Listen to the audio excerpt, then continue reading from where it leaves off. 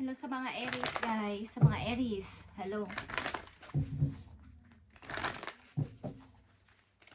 Today is June 14 guys. So inyong reading today sa mga Aries. Para sa mga Aries ito guys. Okay. Aries, take a moment. Okay, Aries, stop. Now is not the time to rush into the decision you're about to make. Before this important decision is made. Take a moment to pause and quiet your mind so that you can ask your soul for guidance before you act or move forward. Okay, sa mga Aries na nandito sa reading is hindi ito yung tamang time na gumawa kayo ng anumang decision or action this time. Okay? Mag-isip-isip muna ng mabuti. Pag-isipang mabuti, pumunta sa tahimik na lugar at ito ay importante kasing pagdedesisyonan ninyo. Kaya kailangan ninyo maging seryoso dito bago kayo gumawa ng anumang action at mag-move forward. Kumbaga, magpatuloy sa buhay. Bakit ba ito ang message sa inyo guys? Tingnan natin. Take a moment. Huwag kayong mag-rush muna. Stop.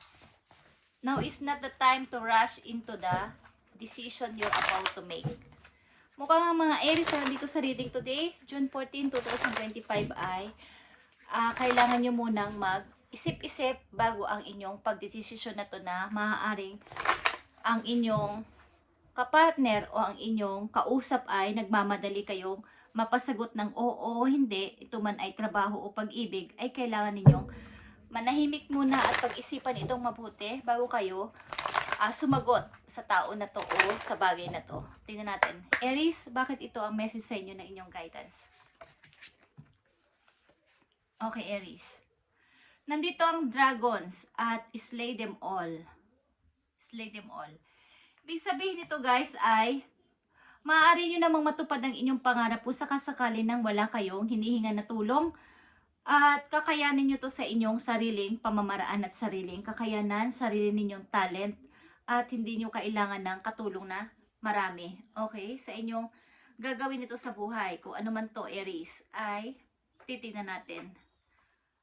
Ano ba tong ibig sabihin dito sa mga Aries? Bakit ganito ang message sa kanila na huwag silang masyadong magmadali sa kanilang pagdidesisyonan? Ano ba ang kanilang pinagdadaanan sa kasalukuyan? Bakit kailangan mo na nilang mag-isip-isip bago sila sumagot o magdesisyon? Ano ba ang kanilang pinagdadaanan sa buhay sa kasalukuyan o sa mga nagdaang buwan o araw o linggo? Bakit ganito ang message sa inyo Aries? Na kailangan nyo munang wag magmadali sa inyong pagdedesisyonan. Okay. Tingnan natin ang unang message. Nandito ang 10 of Pentacles guys. Nandito ang 5 of Wands. Okay. Maaring ito ay inheritance. Maaring kayo ay sa inyong pamilya ay meron kayong kaya. Hindi ko alam kung bakit. But maaring may mga nag-aaway-away about sa hatian sa mana sa mga Aries na nandito. At mayroon ditong Knight of Sword na reverse. Ang ibig sabihin nito is wala kayong kakayanan na magplano o mag-decide dito about na makipaglaban about dito sa inyong mamamana na to o something na may mga pera dito o kayamanan guys o something ipapamana. At ang ginagawa nyo lang dito ay magpasensya at lunukin ang mga sinasabi nila sa inyo. Maaaring hindi nyo kayang lumaban o hindi nyo kayang ipagtanggol ang inyong sarili about dito. Sa mga Aries na nandito, kaya nandito ang slay them all na message for you is kailangan ninyong magsikap na labanan sila.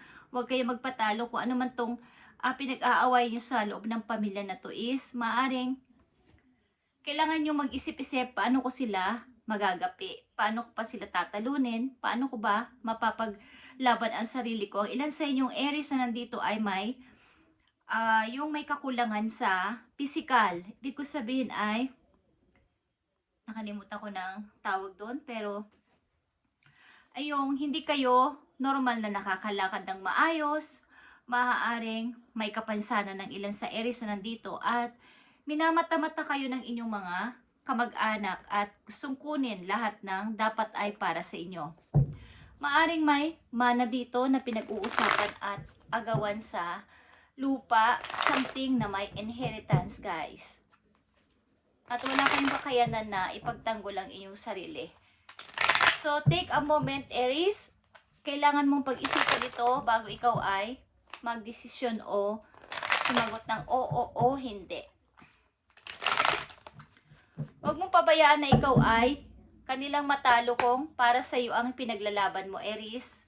Kung para sa iyo ang mana na to ay ipagtanggol mo ang iyong sarili at huwag mong pabayaan na ikaw ay matalo nila. Okay. Message for you, Aries, sa sitwasyon na to, okay, kayo ay maaring pinipigilan ng mga tao na to na makakilos o makagawa ng anumang aksyon dito. Kayo ay pinagtataksilan ng mga ilang kaninyong kamag-anak. At maaaring kayo yung may malaking ambag sa pamilya. Maaring kayo ay, nung kayo kabataan pa, mas marami kayong naiiambag sa family o pagtatrabahong ginagawa o naiimpok na money.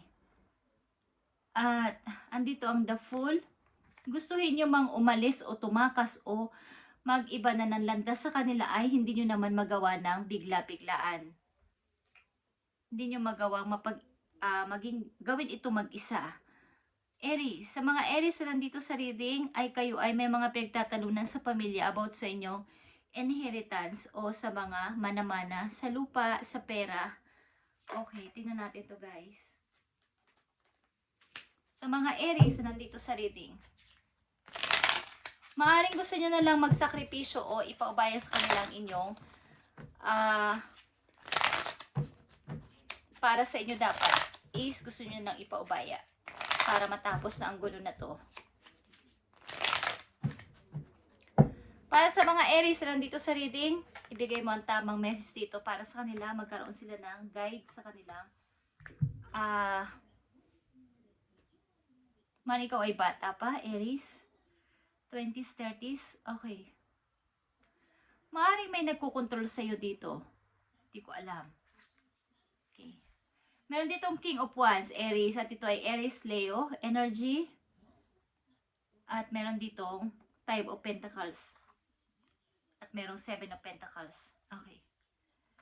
Maaaring ikaw yung nagpo-provide sa inyong pamilya, guys. At maaaring lahat ng iyong kinita, bagamat ikaw ay walang-wala na o lahat ng iyong kakayanin ay ibinibigay mo at itutulong mo sa iyong pamilya para sila ay magkaroon ng kaginhawaan sa buhay. But dumating yung time na ikaw ang nangangailangan ay hindi ka naman nila binibigyan ng tulong at naubos ang iyong mga pinaghirapan o ininvest dahil sa kanila. At wala silang kakayanan na ikaw ay suportahan.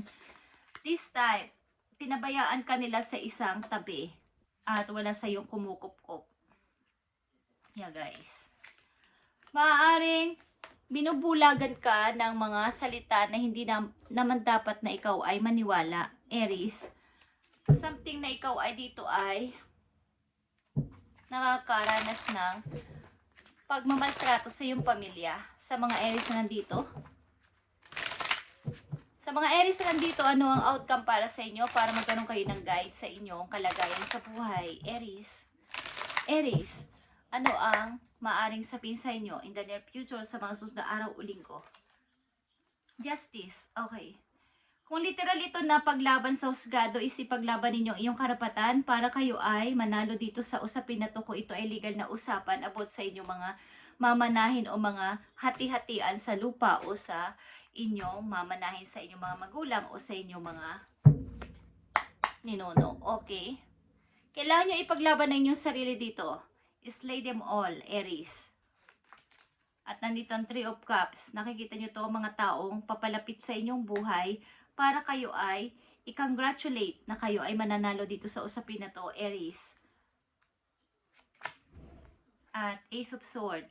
Lalabas dito ang katotohanan na ikaw ang mananalo dito, kaya huwag mo ito pabayaan na mawala sa inyo. Knight of Cups is here. Kailangan mong patatagin ang iyong sarili at lumaban sa kanila at matatanggap mo dito ang iyong kapanalunan. Magkakaroon ka dito ng itong successful. Okay, dream come true to na mapapanalunan mo to. Kaya slay them all is nandito sa inyong message na tatagan mo ang iyong sarili. Huwag kang pumayag na ikaw ay matalo dito, Aries, ng mga tao na to na kakamkamin ang mga dapat ay para sa iyo o may kahati ka dito. Kailangan ay meron ka dito ipaglaban para sa iyo sarili. Huwag kang pumayag na makuha nila ito lahat at walang matira sa iyo, okay? Kung madadaan to sa legal na usapan ay inyong ikonsulta ito sa abogado, guys. Kung may usapin kayo sa mga mamanahin o mga lupa na pinaghahati-hatian ninyo, maaaring ito ay rival o something na nag-aaway-away kayo sa family dahil sa mga pamana. Okay. Last message for you, Aries. Sa mga Aries nandito, June 14, 2025 is take a moment. Huwag mo itong gawing rush na baka ikaw ay pagmulan ito ng pagkatalo mo dahil sa iyong pagrarush na pagsagot. Okay, ikonsulta mo to sa legal at abogado, Aries. Tingnan natin ang paalala sa'yo. Sa mga Aries, nandito sa reading. Nandito ang crow. Crow or transition. Guys, which part of your life is or maybe going through as transition? Maybe you are changing relationship, career, or cities. Whatever it is, the crow is signaling that you are ready to make a change. Kailangan mo lumipat ng tirahan kung sakasakali at palitan ang iyong pananaw sa buhay at lumayo sa mga taong ito na iyong maaring ikaw ay pinagtataksilan o sinasabotahe sapagkat kinukuha nila ang para talaga sa'yo. Katulad ng isang uwak, ito ay matalino ang mga uwak, guys. Okay, ito ay transition. Kung gusto mo magpalit at mag-relocation is, kung kinakailangan ay gawin mo, at nandito din ang butterfly for you, is a butterfly is changes din ito, guys. Changes. Pay attention to the areas of your life or personality that are in need to profound change or transformation. You are about to enter a phase of expansion and growth which will be highly beneficial for your future. Okay.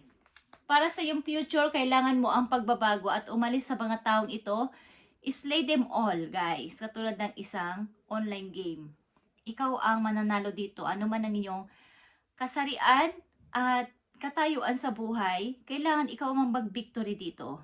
Ito ay number 6 at ito ay victory. Victory or victorious. Okay?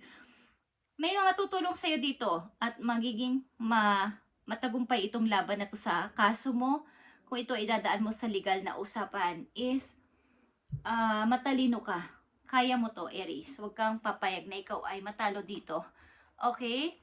Ang mga Aries nandito sa reading ay may kinalaman sa pagtalo-talo sa kanilang inheritance o sa mga mamanahin sa kanilang buhay, mga pamana ng kanilang mga ninuno o mga magulang is nandito, guys. Tingnan natin ang message pa dito, Aries. At ito ay paalala o something sign na mga dapat yung tandaan. Aries, ito ay accurate. Okay, Aries, tingnan natin. Ibigay mo sa mga Aries ang dapat yung tandaan at malaman today, June 14, 2025. Thank you. Thank you, Spirit. Ito ang dapat yung tandaan at malaman, Aries. Ito ay number 24 at ito ay King of Cups. Hand is hand.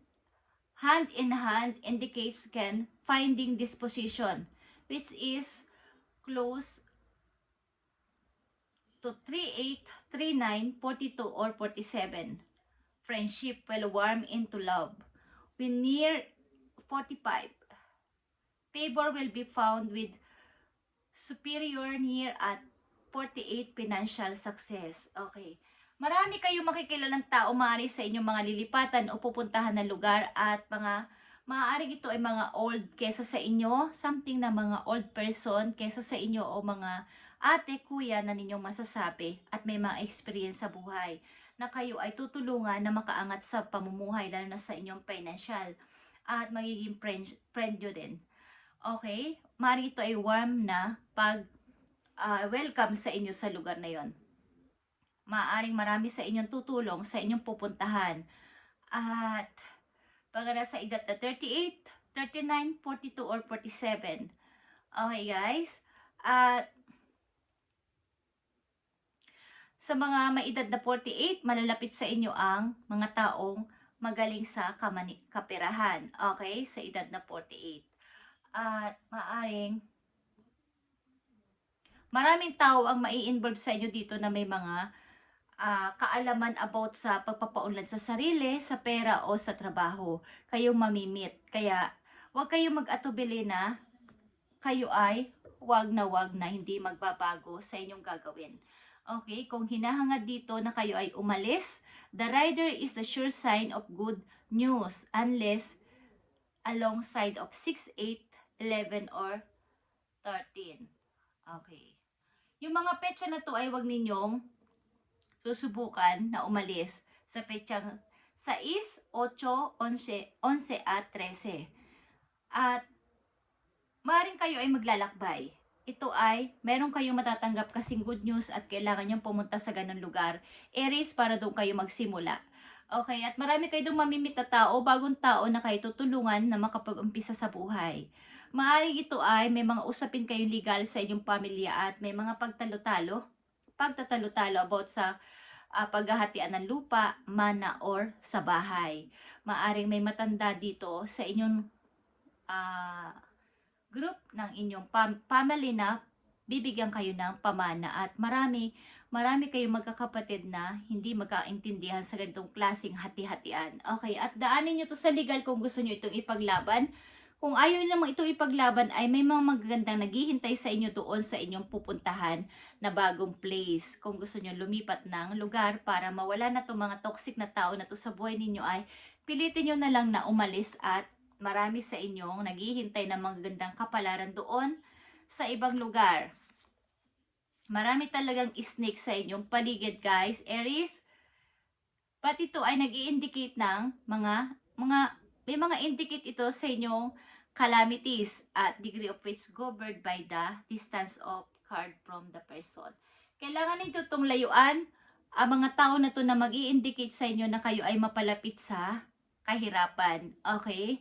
Kailangan nyo lumayo sa mga tong tao. Maaaring ito ay online nyo makikilala. Kayo ay mag-ingat sa online na mga makikilala nyong friend.